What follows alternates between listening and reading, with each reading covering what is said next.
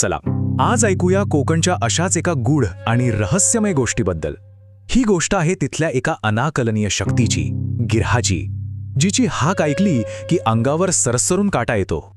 विचार करा जरा, मध्यरात्र आहे, तुम्ही कुठेतरी निर्मनुष्य रस्त्यावरून एकटेच चालला आहात आणि अचानक कोणीतरी अगदी तुमच्या जवळच्या ओळखीच्या व्यक्तीच्या आवाजात तुम्हाला हाक मारतं.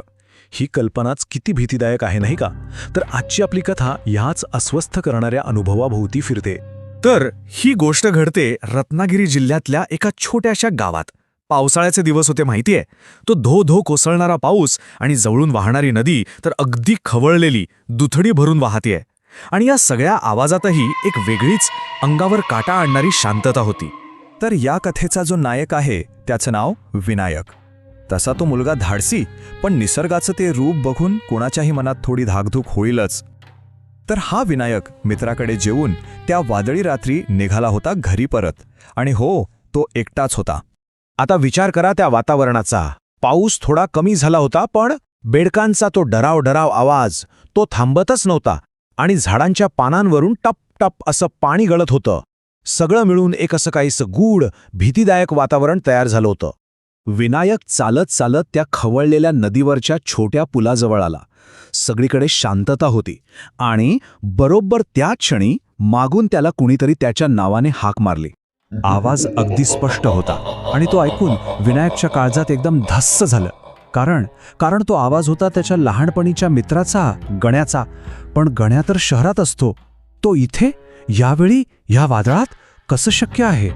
त्यानं चमकून मागे पाहिलं आणि खरंच पुलाच्या दुसऱ्या टोकाला त्या मिठ्ठ काळोखात एक मानवी आकृती उभी होती. पुसटशी, चेहरा दिसत नव्हता पण ओळखीची वाटत होती. विनायक थोडा गोंधळलाच. त्यानं विचारलं, गण्या, अरे तू आहेस का? कधी आलास? पण समोरून काहीच उत्तर नाही.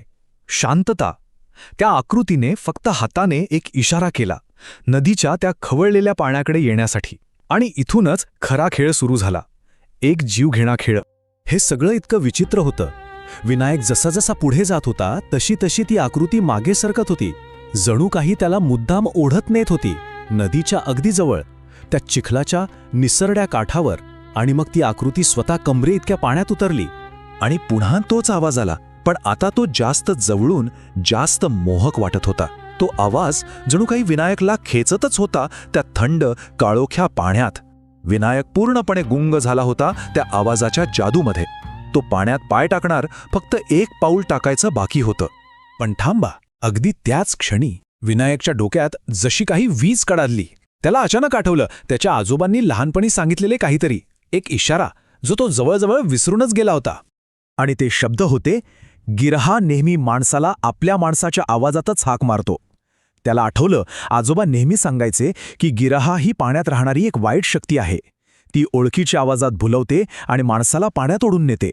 रात्री अपरात्री नदीजवळून जाताना कोणी ओळखीच्या नावानं हाक मारली तर चुकूनही बघायचं नाही, तो गिरहा असतो. हे आठवल्याबरोबर विनायकचा सगळा तो मोह, ती धुंदी एकाच झटक्यात उतरली. विनायक आता पूर्णपणे भानावर आला होता.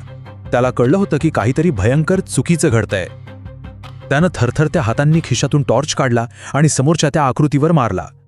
आणि तो प्रकाश तिथे पडताच विनायकच्या पायाखालची जमीनच सरकली. टॉर्चच्या प्रकाशात तिथे त्याचा मित्र गण्या नव्हताच. तिथे होती एक उंच काळीशार आकृती. तिचे डोळे एखाद्या प्राण्यासारखे चमकत होते. तिचे पाय उलटे होते आणि ती पाण्यावर तरंगत असल्यासारखी दिसत होते. तो आपलं खरं रूप उघडं पडल्याचं बघताच त्या गिरहाने एक विचित्र, अमानवी हास्य केलं, इतकं भयानक की अंगावर काटा येईल. आणि मग धप असा आवाज झाला आणि तो पाण्यात नाहीसा झाला. विनायकाला आता कळून चुकलं होतं की आपण मृत्यूच्या दाळेतून परत आलोय. तो इतका घाबरला की त्यानं मागं वळून बघितलं सुद्धा नाही. फक्त जीव मुठीत घेऊन घराकडे धावत सुटला. आणि या सगळ्या घटनेचा पुरावा म्हणून काय शिल्लक राहिलं? तर दुसऱ्या दिवशी सकाळी गावकऱ्यांना दिसलं, नदीच्या त्याच ठिकाणी जिथे गिराने विनायकला बोलावलं होतं, तिथे विनायकच्या दोन्ही चपला पाण्यावर तरंगत होत्या, शांतपणे. तर विनायकचा जीव तर वाचला. पण त्या रात्री त्याला एक गोष्ट नक्कीच कळाली. कोकणातल्या रात्री जेवढ्या शांत दिसतात तेवढ्या त्या नसतात. त्यांच्यात अनेक जुनी रहस्य आणि न दिसणारे धोके लपलेले असतात.